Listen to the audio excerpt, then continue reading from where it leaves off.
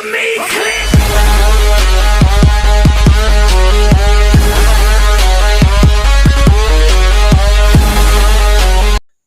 विद्यार्थियों, आज हम लोग सामाजिक विज्ञान विषय के अंतर्गत इकाई 3 लोकतांत्रिक राजनीति के पहले अध्याय सत्ता की साझेदारी के संदर्भ में परिचर्चा करेंगे।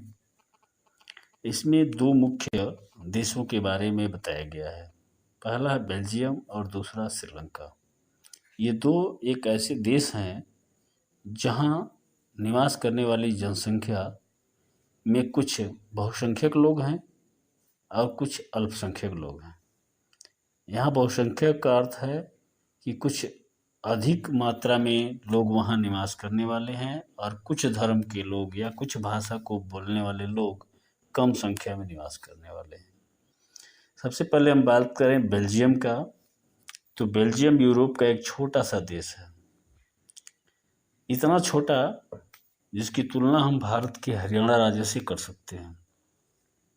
बेल्जियम की राजधानी ब्रुसेल्स है, किंतु इस छोटे से देश का जो जातीय बनावट है वह बहुत जटिल है, क्योंकि बेल्जियम में मुख्यतः 3 भाषाओं के बोलने वाले लोग रहते हैं। डच बोलने वाले 59% लोग हैं, फ्रेंच भाषा बोलने वाले 40% लोग हैं और जर्मन भाषा बोलने वाले मात्र 1% लोग निवास करते हैं। दूसरे देश के बारे में बात करें तो वह है श्रीलंका। श्रीलंका भारत के दक्षिण में स्थित एक द्वीपीय देश है।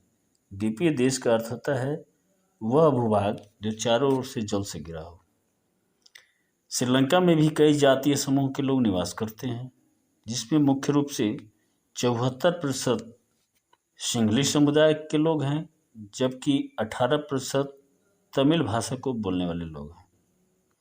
इन तमिल लोगों में भी मुख्यतः 2 प्रकार के लोग हैं। पहले भारतीय तमिल। भारतीय तमिल वे लोग हैं जो अंग्रेजी औपनिवेशिक शासन काल में चाय के बागानों में काम करने के लिए भारत से श्रीलंका लाए गए थे। जबकि दूसरे प्रकार के जो तमिल हैं उन्हें श्रीलंकाई तमिल कहा जाता है, जो मूल रूप से श्रीलंका के ही निवासी हैं, इसीलिए इन्हें श्रीलंकाई तमिल कहा जाता है। अब बात करें श्रीलंका और बेल्जियम के शासन व्यवस्था के बारे में, तो श्रीलंका में मुख्यतः 4 धर्म के लोग निवास करते हैं: बौद्ध, इस्लाम, हिंदू और क्रिश्चियन।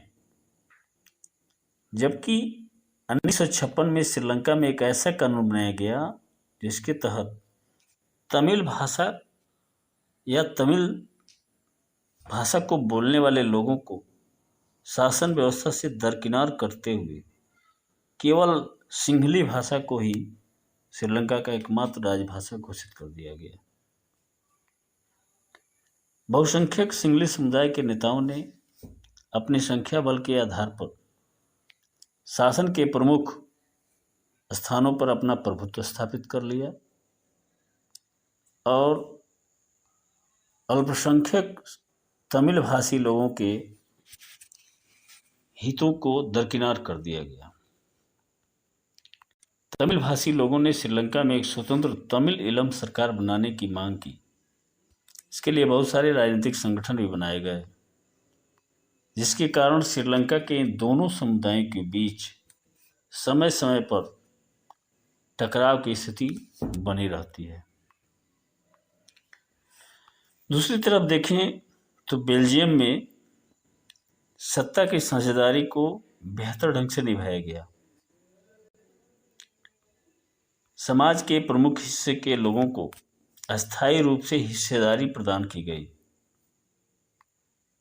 वहाँ निवास करने वाले सभी लोगों, चाहे वो बहुसंख्यक हों या अल्पसंख्यक हों, सभी नागरिकों के लिए समान अधिकार, समान व्यवस्था, समान कार्य की व्यवस्था बनाई गई।